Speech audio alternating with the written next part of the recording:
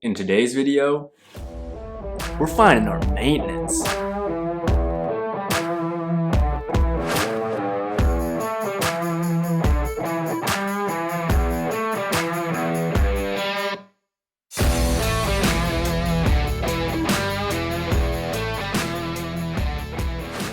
Welcome back to the channel, guys. My name is Tyler Rawolf, also known as the Fit Chemist. If you don't already know who I am, please go back, watch the first video I posted on this channel. It's an About Me introduction video, so you can learn a little bit more about me. But if you are returning, welcome back. I'm super happy you're here.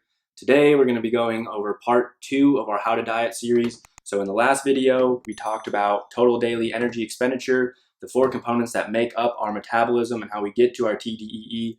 And then we went over a simple analogy of filling up a cup with water and how that equates to energy balance. So the one way to lose fat is, of course, a calorie deficit. Don't forget that. We also talked about picking diets that are sustainable for us, because that's going to work in the long term. But what I want to do for part 2, as you can see with Baymax here, he's asking, how do I calculate my maintenance calories? That's important, right? In order to be in a calorie deficit, we need to know what our maintenance calories are. So that's what we're going to do today. Let's get into it. Before we dive into finding our maintenance calories, I first thought it would be useful to define what a calorie is. So a calorie is a unit of energy.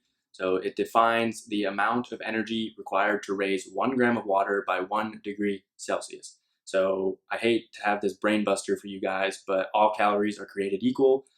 Hold your horses. I know what you're thinking. Like, how could he say that? This is science, right? So let's say a mile on the beach versus a mile on asphalt. You're running both of them. They might feel different, but since it's a unit of measurement, they're still both a mile, right? Or that's like saying a pound of feathers is not the same as a pound of bricks. They're different in a sense, but they still both weigh 1 pound. It's the same thing with a calorie. A calorie is a unit of measurement for energy. So to say 1 calorie from something is not the same as 1 calorie from another is factually inaccurate. Let's take the example of 100 calories from Oreos versus 100 calories from a banana.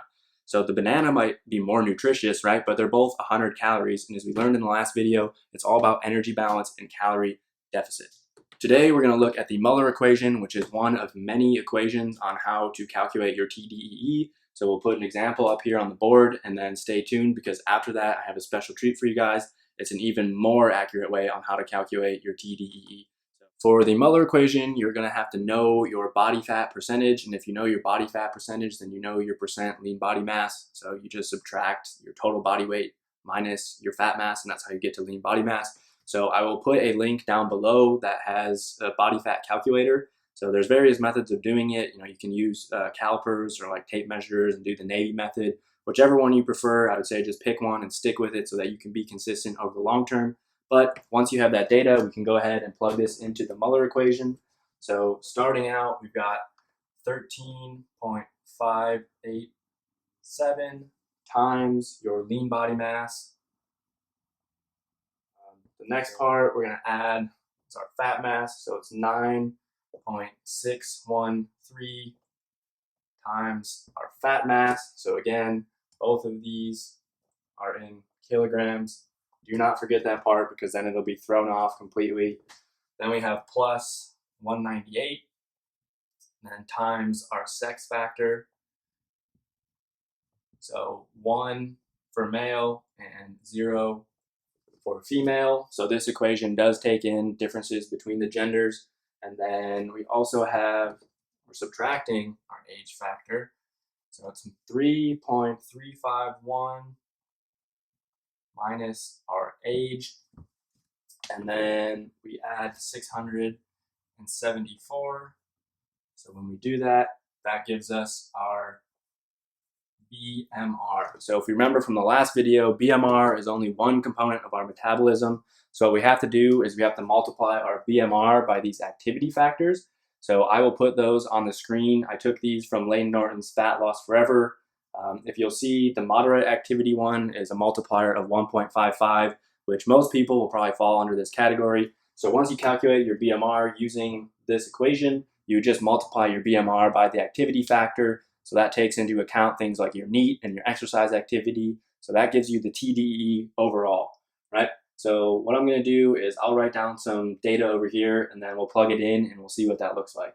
Let's say we have a 100 kilogram male. Sorry, Baymax, but I got it right on you, buddy. So we're going to say 100 kilogram male, and that's going to be 15% body fat. Okay, so if we're 15% body fat, that means we've got 15 kilograms fat mass.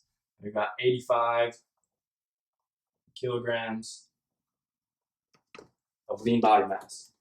So for the lean body mass value, we'd plug in 85. For fat mass, we'd plug in 15.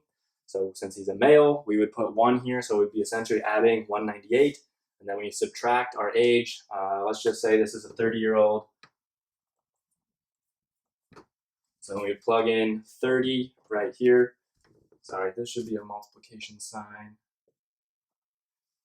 So 30 right here, and then 674, we just add that. So I'm going to do that really quick. So I went ahead and calculated those numbers really quickly. So when we do that, we get to a BMR of 2071. Let's say he falls into the moderately active category. So we would multiply that by 1.55, and that gives us predicted TDEE of 3209. So if he ate this many calories every single day, in theory, he would not lose or gain weight because he's eating at his maintenance. But what we need to keep in mind is that these are just ballpark predictions, right? There are limitations to this equation. So now what I want to do is show you how to accurately calculate your maintenance calories using your own data. So to do that, what we need to do is first weigh ourselves for an extended period of time. So I would recommend 2 weeks because 1 week isn't really enough. 3 weeks might be optimal, but that's kind of a long time to figure this out. So I think 2 weeks is a sweet spot, but we need to weigh ourselves first thing in the morning, every single morning after using the bathroom and before eating or drinking. So quick side note, I really don't like when people weigh in later in the day, especially if you go to the gym at like 3 or 5, or you have variable times. If you drink a liter of water before you step on the scale when you get to the gym, you're obviously going to be heavier than you were the previous day. And depending on what kind of size meal you had, there's too many variables. So just do it in the morning, and that'll take care of it. It'll be the most accurate and least variable way to do it. But we need our weigh-in data, and we also need our total daily calories for all of those days. So what I'm going to do is put an example on the board. So I'll just make up 14 weigh-ins and 14 calorie values. I'll go ahead and average those, and then we can find out how we would calculate our maintenance calories from that data.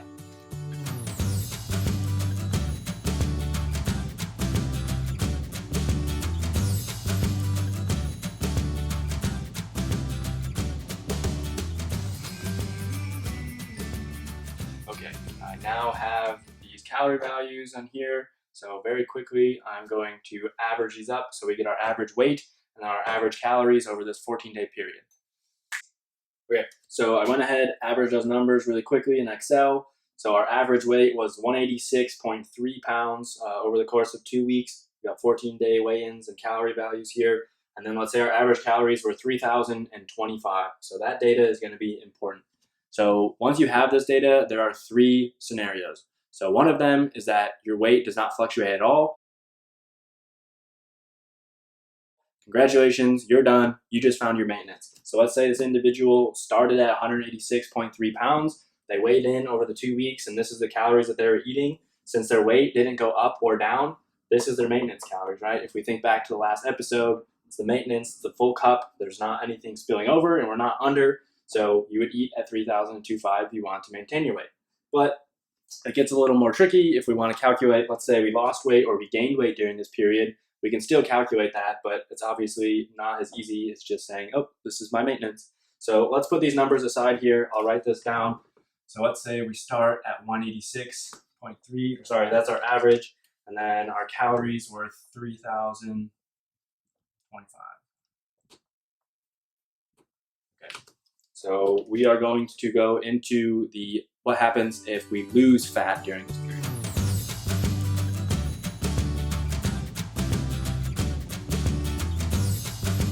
So what we would first do is we are going to start with, this is our average. Let's say this individual started at, we'll say, quick math here. What was 2.2? We'll say 188.5. This is what the individual started at. So over the course of the 2 weeks, we lost 2.2 pounds. Okay, so that's starting with our weight loss. Then we need to look at our weight lost in kgs. So quick conversion, we've got 1 kilogram of weight lost. So what you have to remember here is that when you lose fat, only about 87% of it is actually lipid and 13% is other components. So what we need to do is multiply this by 0.87.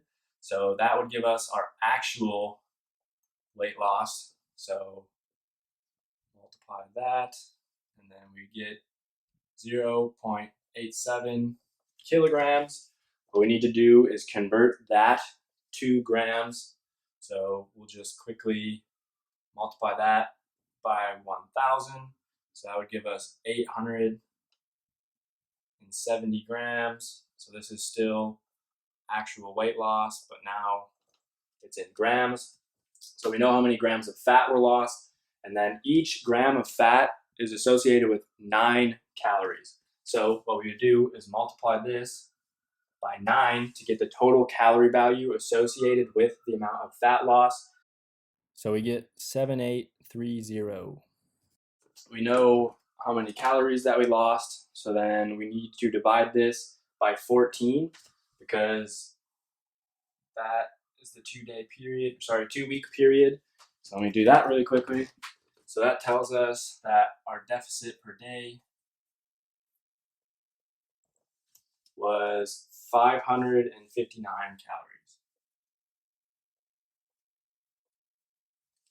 So once we have that data, all we have to do is go back. So we have our maintenance calories here.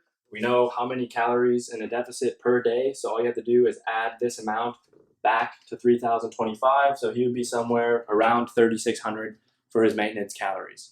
So let's say you went through this 14-day period of tracking your weight in calories and you didn't maintain weight or you didn't lose weight, but you actually gained weight. So how do we treat that? Well, let's go through an example. So let's say instead of losing weight, we're going to gain, right? So we started at, we'll say 184.1 pounds. Oops. So overall, we gained 2.2 pounds. So let's write that number here, convert that to kilograms. So we gained 1 kilogram of weight over that 2-week period. We can separate that into lean body mass and fat mass. So I'll just have a column on the left for lean body mass and a column on the right for fat mass. So when we gain weight, approximately 25% of it is going to be lean body mass. So I'd multiply this side by 0.25, and then that means that 75% of it is going to be fat mass. So I'd multiply this side by 0.75. So we get 0.75 kilograms of fat mass gained and 0.25 kilograms of lean body mass gained. So what we need to do is go through and find the calorie value associated with each of these columns. We'll add them back up at the end and we'll see what our average surplus was. So we already went through the fat loss example. We know fat is approximately 87% lipid and 13% other components. So what I need to do here is multiply this one by 0.87.